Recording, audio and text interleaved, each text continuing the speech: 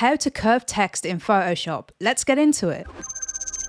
With your project open, come over to the pen tool and select the curvature pen tool. Head on up to the settings and check that you have an empty fill and a pretty small stroke. I'm going to leave mine at 3 pixels.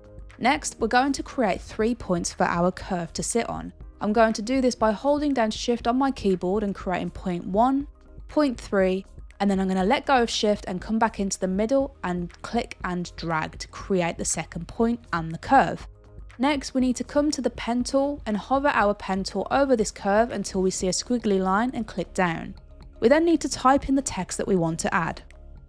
Now in some cases you won't be able to see all your text. If this is the case, we need to come to the direct selection tool and then we just simply need to click and drag on this like so, and then you will see our text become revealed. With that done, we then need to come into the transform tool and then just simply drag the text to fit in the area that we want it to fit. Alternatively, you can use the arrow keys on your keyboard to fine tune the movement of that text. And that's all there is to it.